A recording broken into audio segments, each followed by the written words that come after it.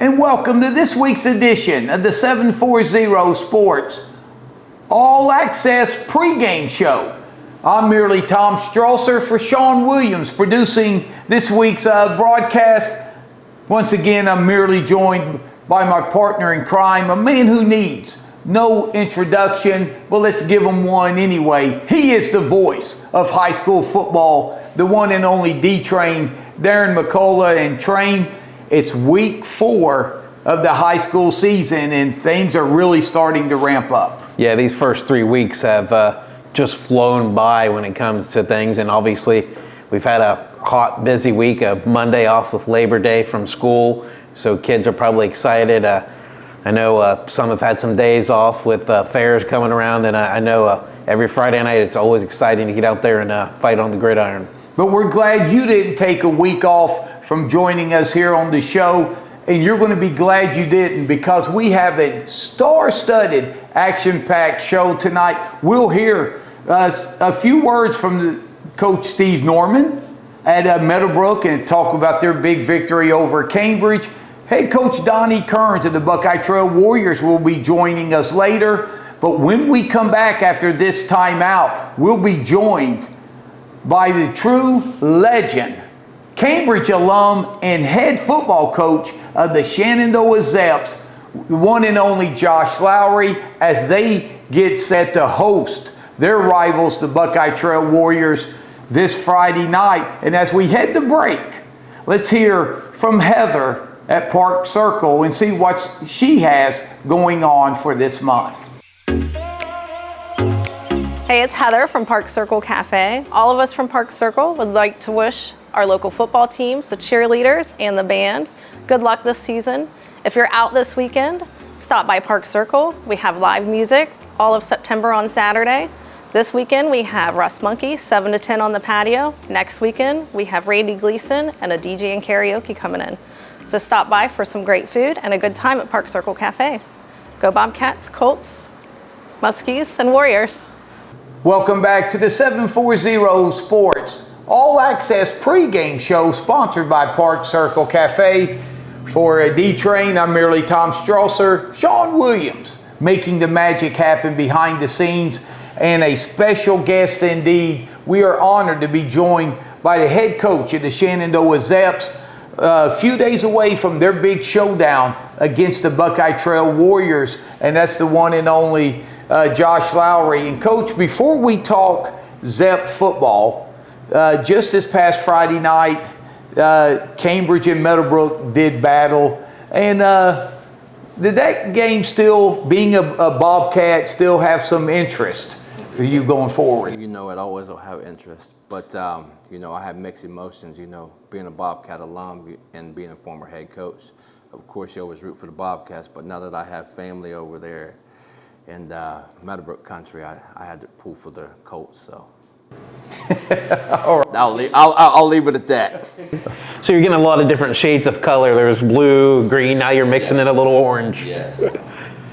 It's got to be, has this going for you? Obviously last year you kind of took over into the season a little bit, and now that you're kind of got your feet wet, you're able to get a full season. What has been like kind of the adjustments for you from that last year to this year mentality with the kids? Because you kind of came in as an assistant, but then eventually got elevated due to unfortunate circumstances. How has that been for you as far as how it works for you, the whole process and everything? Right. Last year was just more or less keeping the ship afloat, you know, just getting familiar with the kids and them, you know, getting familiar with me. More or less this year, the kids already know me. They know what's expected of them. And, you know, right now they're just fighting every week to, you know, improve and get better. And Coach, when you look 3 games in, have your team kind of established an identity yet? And I mean, what's a couple of things that y'all are doing pretty well, and maybe what's 1 or 2 things you still need to clean up or get better? You know, I would say one thing we probably do really well right now is we're coming closer as a team. I think things on the field, as far as that, is committing too many turnovers. You know, we're not taking advantage of the opportunities we've been given, and I think that's evident with a 1-2 record right now, but it's things we have to clean up if we want to win this week. Yeah, and one of those big-time players that seems like that Shenandoah's been relying on since his freshman year is Braxton Barrett. He's been a star player for you guys, and really he's kind of grown into the job since his freshman year. Just talk about the development he's made as a QB from even his freshman to now, I believe junior year now. Just how much development have you seen in just the last 2 years? So actually, he's a sophomore. Last year was his freshman year. Braxton is just a raw talent. You know, if you was to talk to him, actually, he loves track more than he does football. I honestly think he just plays football to be with his friends and stuff. But the things he's able to do on the field are unbelievable. We rely on him a lot, but he's getting better. Reading defenses, being a better leader, but overall, I mean, I couldn't ask for anybody else to be my QB. So, Man, Coach, this past Friday night, your battle with Waterford, you go into the locker room up 12 at halftime. But how were you feeling at halftime? Was you ecstatic with the 12-point lead, or was you thinking, hey, we left some plays on the field that we maybe could have put this game away? listen, I felt the latter there. I was kind of upset because you're right, we did leave some plays out there, and I was expecting more. But to come out in the second half, you know, of course we didn't win the ball game. It didn't work in our favor, but we committed way too many turnovers. I think we ended up having 5, 2 interceptions, 3 fumbles, and even against a Waterford team, you can't do that or anybody else if you expect to win. So. Yeah, and Coach Train mentioned it in the opening when he was talking about, you know, Fair Week and stuff. You know, you've gone through it as a player and coach, and all our area teams, you know, when it comes to Fair Week, sometimes there's a lot of distractions that are really taken out of your hands. Right. I mean, I know at Cambridge, I think we got 1 or 2 days off for the fair, but down in Shenandoah, they get the whole week off.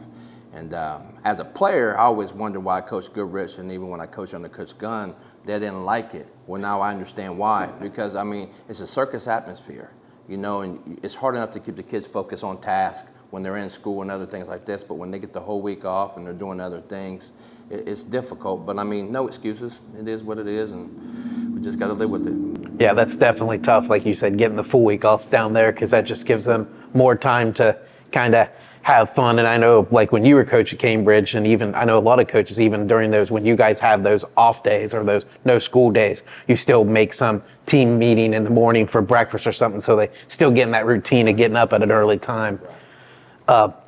And unfortunately, you guys started the year Union Local losing 20-8. It was another game where you guys played a good first half, and then second half Union Local really just kind of controlled things, just kind of break down that first week against the Jets. Like you said, we was up 8-6 at halftime. We was feeling good going into halftime, you know. They came out and they drove right down the field and they scored. But our big thing that we had is, I mean, our adjustments, we didn't play well there. But overall, they had a kid, their wide receiver, who made a couple big plays, which was the difference in the game there. But, I mean, you always want to win, but I don't want to say there was a moral victory, but it was one of those games where, if I'm going to be honest with you, I feel that we should be sitting 3-0 right now going into this game. So. Well, you definitely bounced back in a big way the following week, an impressive victory over Shadyside. Yeah, Shadyside, let's be honest, is a little down. But it was the message all week was the kids this was a game where we can go out and we can show people that last week was just, you know, one of those bad weeks that, you know, everybody goes through every year. But for us to come up, put up 53 points against Shadyside, I mean, I was pretty happy with that. And plus, it's still Shadyside. I mean, we can remember 5-10 years ago where that's a state powerhouse year in, year round. So the record doesn't matter. The name and the tradition that program has in beating them, that's a great accomplishment for you guys.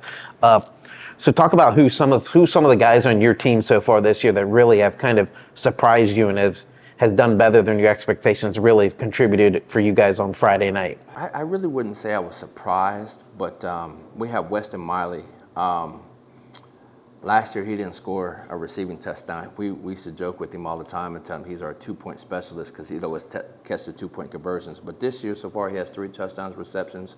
I think he has 3 interceptions also on the defensive side of the ball.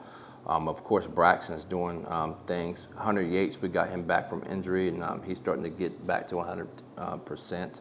I mean, I can go on and on. I have linemen who are playing. Oh, mention those big fellas. They're the ones who make it what happens. So, I mean, I have Caden Rucker, who plays tackle for me, who's a sophomore. I also have, people may not know this, but I moved my running back from last year, I think he had 1,000 yards rushing, down to my left guard this year because we were struggling at that point in time with injuries. So he's down there, Jacob Feltner.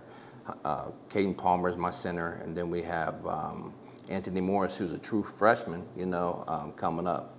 And he's playing the other side, and then we have Jace Anderson as a tackle. So, I mean, I'm happy with everybody, but I mean, if you look at the end of the day, we just got to fix the little mental mistakes, and we'll be okay. And Coach, segue into that coming up for you as a Buckeye Trail squad, that if people haven't been watching them, you look at their record 0-3, and you may say, we got this, but it's who you've played. And they've lost to 3 outstanding teams that have a combined record of 8-1, I believe, on the season. So when you see Buckeye Trail, what are some of the problems that they're going to pose for you that you're going to have to overcome? The wing T, I'll just put that out there. But, they have some speed. They have some athletes. I mean, like you said, their opponents they play so far 8-1. They're no slouch. And I also give Donnie credit because his boys played to the end. Yes. There's no let up, and they don't quit. And that's something that they should be proud of. And my message to my guys all week is, if you go in and we play like we have versus Waterford, we'll end up losing this week. So hopefully the message gets across and we come out with the W. And this is always a rivalry game, no matter what week it is. I know Caldwell Week 10's the big traditional Noble County Super Bowl rivalry, but Buckeye Trail's a neighboring school. These kids know each other, so how excited for your kids are they to go against a team and players that they are familiar with the Warriors? Anytime you get an opportunity to play against, I guess you can call them friends, but anytime you go against anybody that you know, who's close, like you're saying, it's always exciting to get out there and play. But at the end of the day, they'll be on their sideline, we'll be on our sideline, we'll play the game in between the lines. So, And Coach, does it help playing a rivalry game after a heartbreaking loss? Does it help with the kids getting that taste out of their mouth when they're getting excited when they see who they're playing? I do believe so. But like I said, at the end of the day, you still have to go out there and perform. I'm excited for this week. I know a lot of coaches on their sideline. They know a lot of us over here, and I'm ready for Friday to get here. And Coach, last thing, give us 3 things your team's going to have to do well to get their second win on the season. I'd say is, number 1, we have to tackle. We have to read our keys and stop the wing T. 2 is we can't commit the turnovers that we had. And 3 is, I just say, go out and give it everything you got. So that's what we have to do. Well, Train, I'll tell you what, I love the name dropping he did this week with Coach Goodrich and Coach Gunn. Great coaches. Legends. But I'm on the other side of the fence when it comes to Fair Week. As a teacher, I love the days off, Coach. So because I just get to show up and call the game. Right. So it's nice. And we want to thank you for coming up. We know you've got to get to practice for the big game Friday night. And hey, hopefully we'll see you again maybe the week before your showdown with Caldwell. I appreciate it. Anytime. I'm always excited to come and talk to you guys. You guys are the legends around here. So. How about that? Once again, we want to thank former Cambridge alum and standout and the head coach of the Shenandoah Zeps, the one and only Josh Lowry. They battle with Buckeye Trail this week, and we'll take a timeout. And speaking of coaches, we'll talk to the head honcho of the Buckeye Trail Warriors, Donnie Kearns, after this timeout on the 740 Sports All Access pregame show.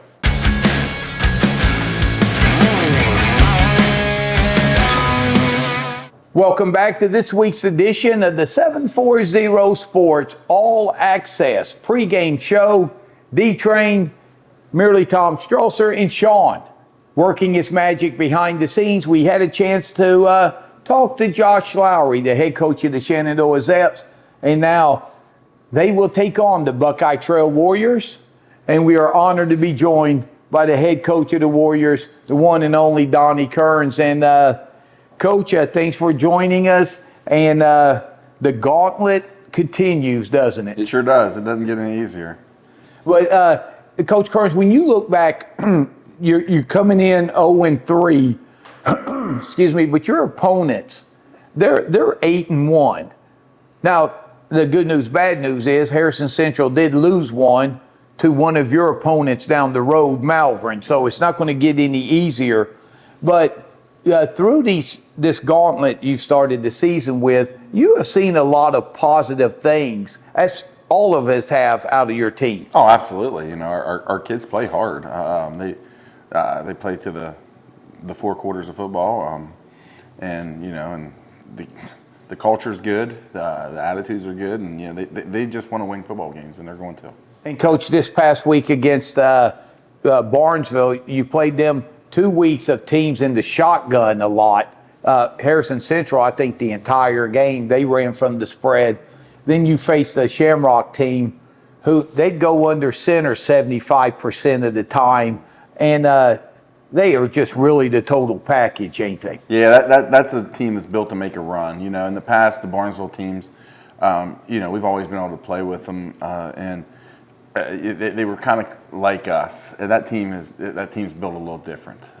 They've got guys everywhere. That's a nice football team. Dudes, as we like to say. Yes, dudes. Yeah.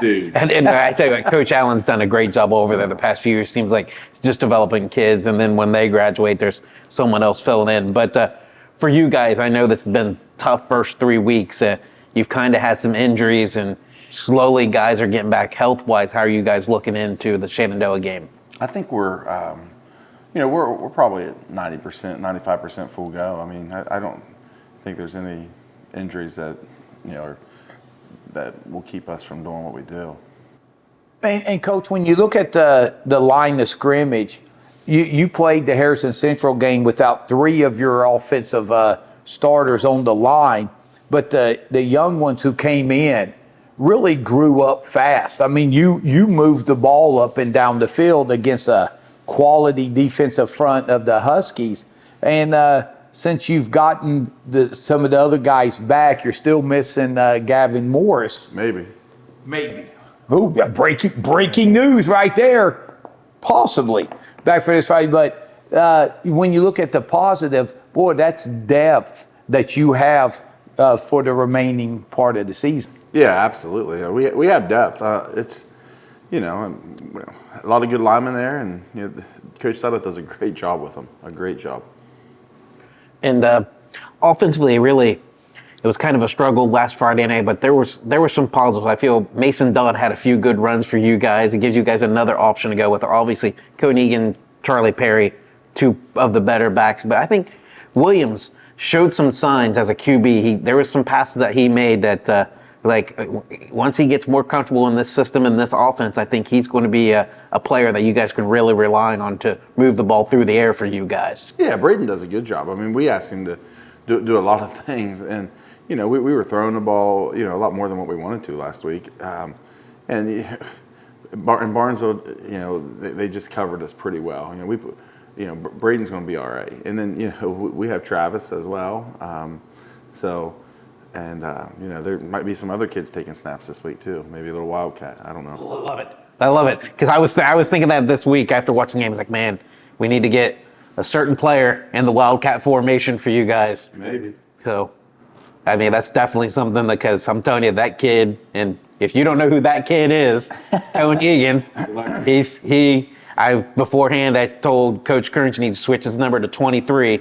He's either Deion Sanders or Devin Hester. Just watch him on those kickoffs, and it's a show every time. He might make a house call every time he touches it. So he's exciting to watch. Prime time. Exactly. And Coach, speaking of Cohen Egan, when you look at the game last week against Barnesville, he receives the second half kickoff. Now you're down 2 scores. We're in the game. You're down 2 scores, and he gets up by midfield. Yeah.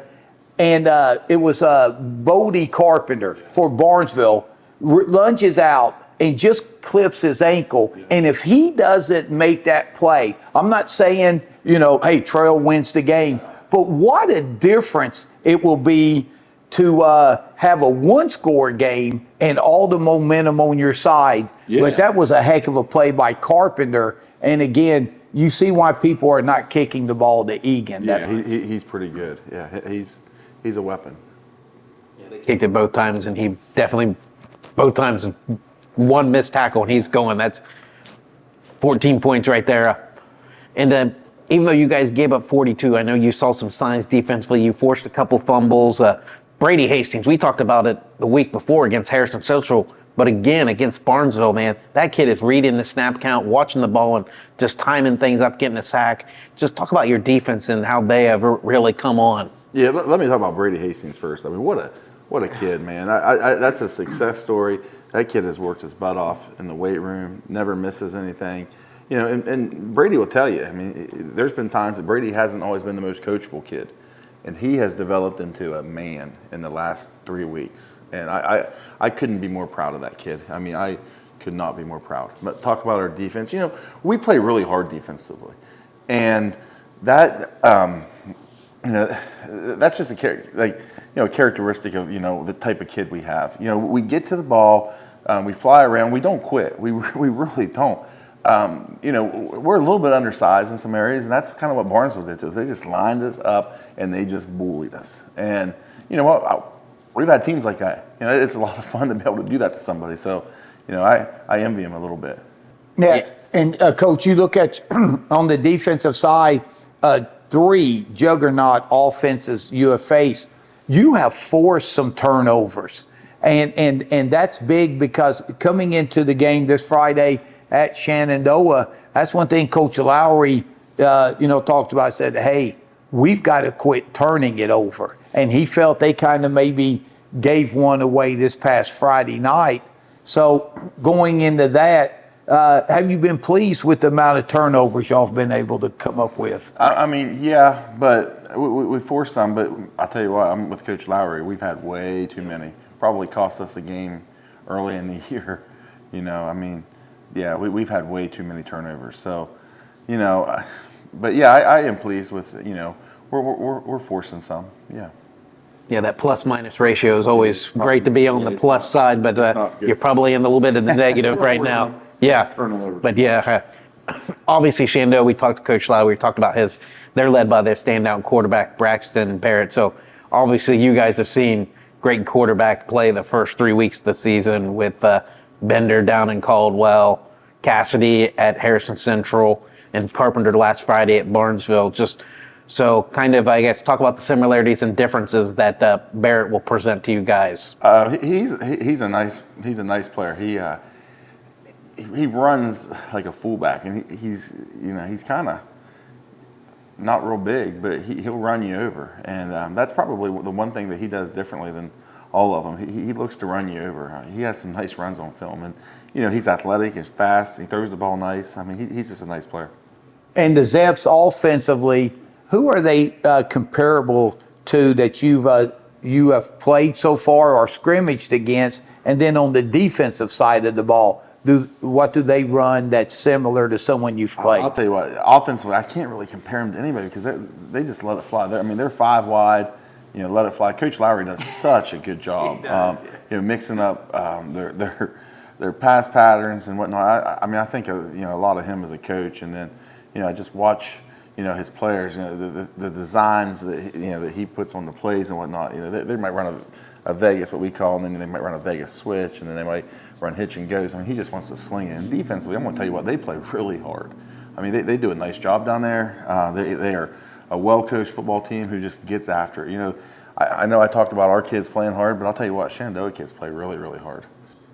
And we talked last week, being week 3 was rivalry week with you guys facing Barnesville, but this week's no slouch either. The Buckeye Trail Shenandoah rivalry, I'm sure you as a former Warrior, you had that one circled as one of those games you wanted to play and beat the Zeps. Just talk about that rivalry and how much it means for your kids going up against them and playing kids that you're pretty familiar with, their friends off the field, and they kind of have a relationship off the field, but still Friday night when you get on the gridiron, you're ready to take it to them. Yeah. And I mean, that's always been a rivalry. And there's a few years where we didn't play them because we joined the conference. And you know, my parents are both Shenandoah graduates, and my family still lives in that area. So you know, that game means a lot to me. And then the districts just border each other. You know, I don't. Yoker Valley, out by Quaker City, Batesville area. So there's districts, they border each other. Kids know each other. It's a game our kids want to win. And we had some kids with some injuries pressing to get back this week, and I think we got a couple of them back. Yeah, and Coach, we know you're busy coaching, and you've got to go because you get to be a dad and watch your daughter play volleyball here in a little bit. But as we head out, what's a couple of things you're going to have to do well if you're going to get a big road win Friday night? Not turn the ball over. That's number one. Somebody other than Cohen Egan and Brady, we need to find a third playmaker on offense. Needs to make a play. Third, we have to force some turnovers, and we have to try to get pressure with as few guys as possible and keep as many guys as we can in coverage. I hope we can get pressure with 3, but it might be 4, it might be 5, it might be 6. Somehow we got to get pressure on him. He's a nice player. Barnett can sling it. And offensively, it definitely helps getting a healthier and healthier Travis Dodd back off his. I want him back so bad, just to be on the field. He's a leader. All right. Well, Coach, we want to thank you for joining us here on the 740 Sports All Access pregame show. And we want to wish you the best of luck Friday night, and it'll be a lot of fun down in Noble County. I appreciate it. I love it. Thanks. All right. Thanks a lot. And we'll take a timeout. And when we come back, we'll talk about the Guernsey County Super Bowl and what transpired there, and look ahead to week 4 for the Cats and Colts here on the All Access pregame show sponsored by Park Circle Cafe.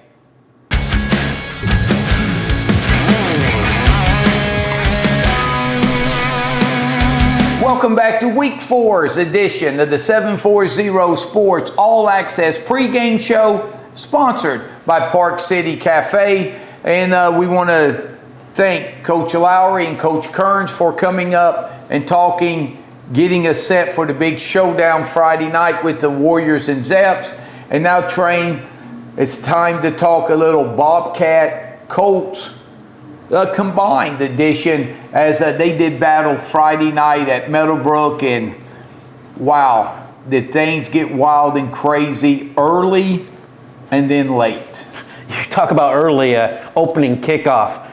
Kaiser takes it to the house, I believe, a 77-yard touchdown return on the opening kickoff. So 13 seconds in the game. Hartley makes the extra point. All of a sudden, Cambridge is up 7-0. Credit Meadowbrook. They came right back. Really, kid who probably had the best game of his high school career for sure, but was a player of the game in my opinion. Rivera just ran it. They fed him a lot in that first drive. Huey finished it off with an 8-yard touchdown run.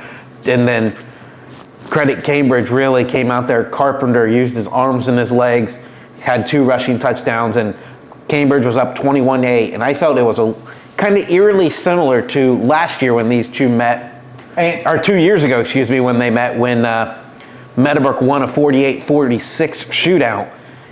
Cambridge got off to that good start, and unfortunately they kind of ran out of steam late because unfortunately the COVID, they had a lot of kids out because of that, but it kind of felt very similar to that once you look at it at the end. And Train, I was wondering how things were on the Meadowbrook sideline. After 1 quarter of play, it was 21-8.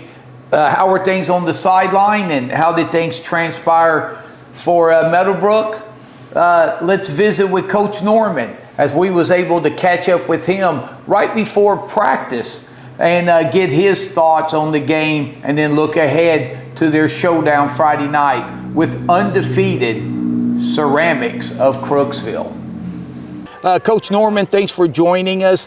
You had a chance to watch Friday night's game from the field and on tape. What were a couple of big things that really stood out in you getting the victory in the Guernsey County Super Bowl? Yeah, I mean, just kids kept playing. You have just any rivalry game, you always seem to have like the ebb and flow of the game, and one team will hit momentum and then the next team. And just getting our momentum, they had us early, the kickoff return right off the rip, and they had a couple big plays, and credit to their, I thought their quarterback was super elusive. The receiving core is really good. But our guys, if you watched our defensive line, they were just relentless on their rush. And ultimately in the second half, they just, they kept, even if they weren't getting the sack, they were making the play by either pressuring them out of the pocket. And I thought our offensive line, they really established the line of scrimmage. Our rushing game was, I think we, 300 and some yards rushing on the ground. So, just proud of the way the guys competed. They didn't get down when they could have, and they just kept battling, and things went our way. And in a game like that, obviously you're just happy that the outcome is a win. It's a rivalry game. It's week 3 as we head into the NVL season. So, super happy with our kids and their effort. Coach, you gave Cambridge credit, and deservingly so. They came out, they're up 21-8 at the after the first 12 minutes. So going into the second quarter, what was the mood on the sideline? Was people kind of shell-shocked, or just a calm confidence? I wouldn't say shell-shocked. We knew they were explosive. But really, because we thought our run game was going to be constant, pretty consistent. The second drive we had the ball, we ran, we had a couple penalties, the backs up, we didn't have a punt. But I felt like going into the second quarter, we were going to be able to keep running the football. And then, I think once they got going, and then we go into halftime, up 2 after all the things that happened in the first quarter, to be a winning at half and knowing we get the football. It felt pretty good. And then we put that, that first drive in the second half, I thought really, really secured momentum. From our standpoint, again, we were able to run the ball down the field, and you got when you get so we were up 10 at that point. You get a 2-score lead. Again, like I said, our defense was, they were our front 3. Deshaun and Colton, Zayden at times, Talon. I mean, they were, like I said, they were just relentless, and again, their quarterback super elusive. I'm guessing he had to be pretty tired after the game because. They were chasing around quite a bit, but no, it was just a total team, defense, offense, complementary after the first quarter, I thought. Well, Coach, we'll talk off air later. My man Sean is not happy with me. I had set over/under on the number of passes at 80, and where did this running game come from? And really, that's the story of the game, isn't it? Your ability to run the ball, which set up the play action, and you run for over 300 yards, and the Bobcats just could not get a running game going, and it made them one-dimensional. Yeah, well, we thought, just going back to the beginning of the season, we knew our line experience-wise was, not super experienced, but we thought they were going to be a strength of ours going forward. And then, week 1, West End presented some different opportunities, so we were pretty balanced run pass. Week 2, we were more pass against Indian Valley. But then, week 3, we, was able to establish a run. So, in the 3 games, we've had kind of a different offensive output each time. And, again, I thought it was our benefit, to getting behind those guys. And it's the first time, outside of Zayden, who had a fantastic game. He, both sides of the ball, defensive line, Zayden was great. Offensively, he was, we always grade our linemen. He was at 95%, which is super. He was 70 out of 74 plays. We count effort, assignment, and feet, and he was great. But yeah, those guys just, they established the line of scrimmage, which is what we was looking for. Dalen was running super hard. And then we kind of have a 3-headed combo. Braden Black comes in. He's a little more inside the tackles. I mean, he has good speed, but he's really good at in between the tackles, and then Cooper McManaway. So, yeah, we've been, the run game was certainly, I think the difference as far as the outcome. And Coach, you talked about the MVL play. Last question. You traveled to Crooksville, who probably in this part of the state is the feel-good story of the high school season. Yeah, after losing 21 or so in a row, they're 3-0. So your team has to be locked in. What's a couple of things you're going to have to do well to give them their first loss and get a big road win in the MVL? Well, we. Coach Latoza, he's a fellow Bethany grad, by the way, down at Crooksville. But, they're off to a great start. Try to tell the kids, they're 3-0 coming into, they've really had the last year or so, they had an investment in their facility. Their facility is beautiful. Their weight room is magnificent. Like they're certainly trending in the right direction. They have a lot of enthusiasm. But yeah, they're good on both sides of the ball. Their defense and offensive line is pretty aggressive. Got a young quarterback who's super athletic for a freshman. Good tailback who runs hard, and got a couple good receivers. So they're a pretty complete team, and we're looking forward to the atmosphere down there. I'm sure it's going to be crazy. We affectionately refer to them as Crooks Vegas. I don't know if you guys remember the Dan Mullen a few years ago when he was at Mississippi State in Starkville. They started calling it Stark Vegas, and I thought, Crooks Vegas. If they take any, if they print any shirts or anything, I want some royalties. Proceeds. Right, Yes. I want some royalties.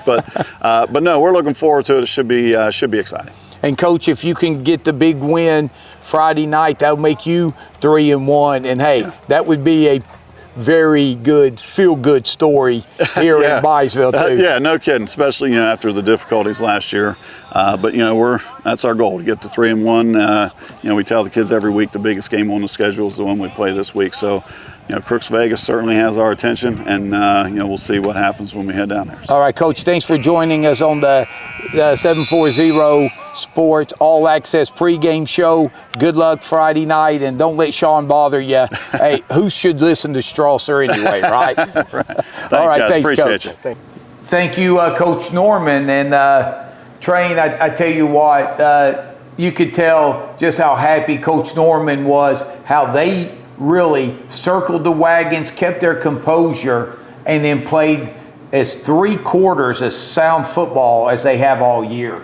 Yeah, and Coach Norman was a player in this rivalry against the Meadowbrook Cambridge, and obviously his luck wasn't as good as a player, but as a coach, he's excited and very happy for his kids. Whenever you can beat Cambridge, it's always excitement for not only the players, but the school, the community. Everybody rallies around that. I remember, I don't know if they do it now, but the mayors of both towns used to always, the losing mayor had to wear the football jersey of the other team for the next day or whatever. So I always thought that was cool how they brought communities all brought together. I'm sure they do something along those lines, but man, you talk about, I felt the second quarter, Meadowbrook started turning the tides, but I felt the second half they really made some adjustments, and you got to credit the defensive line for Meadowbrook.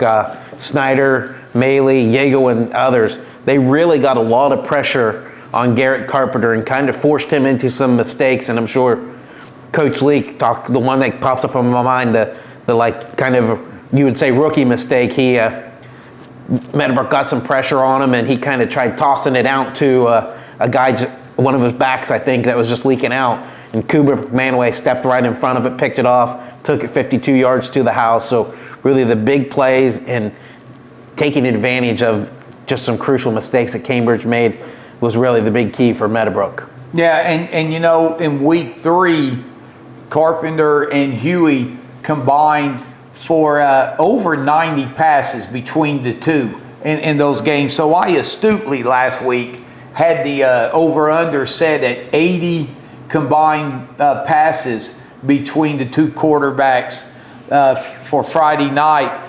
But let's just say I was slightly off, because Train, who's seen that running attack for Meadowbrook coming? They ran the ball 45 times for 328 yards. So Huey only threw the ball 17 times. But when you're running the football, boy, that sets up the pass.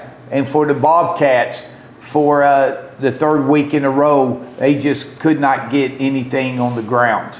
Yeah, Cambridge threw the ball over 40 times, still got over 300 yards passing, a positive, but the running game kind of struggled. Carpenter was their big runner. He had 16 carries, 46 yards, and the most impressive one, he had 4 rushing touchdowns in the game. So even though they weren't really getting the big plays, he was able to make enough plays once they got in the red zone with his legs to get in the end zone. But like you said, credit Meadowbrook's offensive line. Those guys did a great job creating holes. Dalen Rivera had a breakout game, almost 200 yards rushing. I kind of thinking back, watching the game, I'm as a fan watching the game, it's like, man, he's got to get Rivera in the end zone. He's got to get Rivera in the end zone. I think he had a 2-point conversion, or maybe 2 or 3. Looks like he had 2 2-point conversions. Yes. And I'm like, man, he's got to get him. And the only thing I can think of is back in Super Bowl 20, there was a great team that had played the 46 zone. And they didn't get that Hall of Fame legendary running back of Walter Payton in the end zone that game, but they they still won the Super Bowl, and I kind of like Dalen can kind of put himself in that same area as Walter Payton, and that's great company. Obviously, I don't think Cambridge keyed on him as much as the New England Patriots did in that Super Bowl, but man, it would have been nice if he would have scored a touchdown, but other guys stepped. The black kid had a great game, 56 yards rushing, 2 touchdowns. Huey had over 30 yards rushing and 2 touchdowns. Cooper McManaway, as well as his big interception return for a touchdown, chipped in 35 yards. Burris got a 5-yard touchdown run. So really, they got a lot of guys involved in that ground game, and were able to get guys. I know Rivera didn't score that touchdown, but I tell you, from 20 to 20, he was a bell cow. But obviously, Coach Norman and his staff doing a good job getting those other guys in, getting some fresh legs in, and it only benefited the team. And it's always us over we 100% of the time. Yeah, and Or Rivera. us over me, I should say, not we. Rivera averaged 10.4 yards a carry on the ground, and we talked about Justice Huey, 186 yards passing. And I tell you, Nick Norman, 4 catches, 133 yards. So like we said, when Huey did go up top, he found success. And surprisingly, Nick Norman was kept quiet for most of that first half. I think the last drive of the first half, Meadowbrook didn't score, but Huey hit Norman on a couple big plays that really helped get them going and connected. And obviously, when you have a balanced attack like that, that's obviously your running game's working, but it opens up things in the passing game, and it definitely helped Meadowbrook, and they really seemed to just really click on all 8 cylinders in the second half. And Train, when you look at Cambridge, Cy Carpenter again, over 300 yards passing, but Devin Ogle, I mean, we have seen teams totally concentrate and try to take him, out of the game, but he had another monster night. Yeah, I mean, 2 weeks ago, John Glenn had doubled him the whole game. Last Friday, Meadowbrook had help over the top on him, but still, he finished what I had him for, 10 catches, 156 yards. So still, he's getting his. He's finding a way to get open. He's a man amongst boys sometimes, and he's really filled that role as taking over as that number 1 receiver. I know Cambridge kind of had some injuries, but some of those guys came back, so we hope that those guys that didn't finish the game or that missed some time, hopefully they're getting healthier, and they're going to be eligible for him Friday night against Indian Valley. Yeah, and that's going to be tough. Cambridge, tough loss in Byesville. They come home. That's the good news. But they're going to take on an Indian Valley team that Meadowbrook just played 2 weeks ago. Mm-hmm. And the Braves coming off their first loss of the year against Dover. So they're not going to be too happy. A pretty angry squad coming into McFarland Stadium. Yeah, they're definitely not going to be happy because Dover really showed them that they're still Dover and they're still a pretty good program. And obviously, the Indian Valley, super explosive team. They can beat you with the big play over the top, or they can run through you or around you. The Grant Kinsey kid is probably one of the best backs in the area. You can get the ball in his hands, it could go for a touchdown every time. So he's a kid Cambridge is going to have to really watch, and I'm sure Coach Leake's been talking about defensively, making the tackle, gang tackling, wrapping up, making the play, because there's a lot of times guys these first 3 weeks have been able to break a few tackles and get those extra 2 and 3 yards, and then that extra 2 and 3 yards turns into 10 and 15. Then that 10 and 15 turns into a touchdown. So there's really just a lot of little fine things that I'm sure Coach Leake's working on with his team this week, and they're hoping to fix against the Braves. Yeah, and the Cats, they'll have to try to get off to a quick start against Indian Valley like they did with Meadowbrook, but then things really got away from them. And Meadowbrook traveling this Friday night to Crooksville to take on the Ceramics, who are 3-0. So I tell you what, this is probably one of the feel-good stories. Yes, exactly. Yes. A feel-good story. Greatly well put. 3-0. It's the first time they have been 3-0 since 2010. Their season opening victory against Fisher Catholic broke a 21-game losing streak.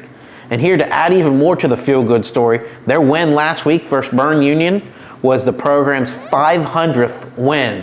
So just really a great story about this Crooksville team. And obviously that they've got, I think this is their second year at their new facility that's right there by the high school. They've got field turf. Look, I mean, it looks fabulous. I think I think every team but Riverview has field turf in the MVL now, so because Morgan just got it this year as well. So just, I mean, the facilities that you see in the MVL schools are really nice. They're really taking care of them and putting it out there because it's about the kids and giving them the best opportunities and best facilities that they can have. Yeah, and Train, it is a feel-good story. You got to love what's going on with the ceramics, but it'll make us feel good if after Friday night they're 3-1 as Meadowbrook looks to pick up a big road victory.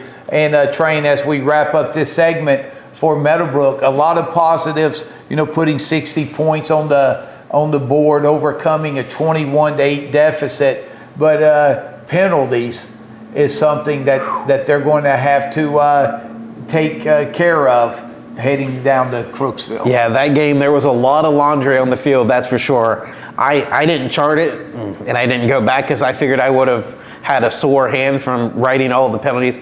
There had to have been close, if not over, 300 yards in penalties between Cambridge and Meadowbrook. And though that is not a hyperbole at all, it had to be very close. I'd love to see what Coach Leake and Coach Norman had as their totals. It had to be very close, if not over that. So again, that's another thing that you want to shore up. And I think part of it was it's the Meadowbrook-Cambridge rivalry, and you could see that those kids were fired up and wanted to play. You could see that there was some chirping on the field, and there were some hits there right at the sideline that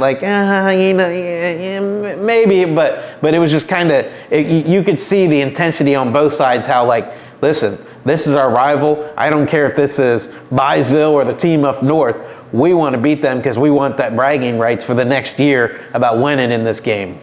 Yeah, so Cambridge, we want to wish the Cats the best of luck as they host Indian Valley, and Meadowbrook goes on the road to try to continue that momentum, and they will look to get their third win of the season, but they're going to have to knock off the undefeated Ceramics first. So that concludes our Meadowbrook and Cambridge segment here on the 740 Sports All Access pregame show sponsored by Park Circle Cafe. And when we come back, we will wrap things up and look ahead to week 4 after this timeout. And as we wrap things up, Train, we want to once again thank Coach Lowry and Coach Kearns for joining us here tonight, and Coach Norman giving us a little time during practice as well as they get ready to head to Crooksville. And we want to recap everything. Remember, Friday night, Buckeye Trail will travel to Shenandoah to take on the Zeps. Meadowbrook is on the road as well, as they will travel to Crooksville to take on the undefeated Ceramics and the Cambridge Bobcats. They'll be at home at McFarland Stadium hosting the Indian Valley Braves, and we want to wish all 3 teams the best of luck. If you cannot get out and root for your favorite team, be sure to tune in to your radio place on YouTube, YRP TV, where they will be live streaming all 3 games. And Train, final thoughts?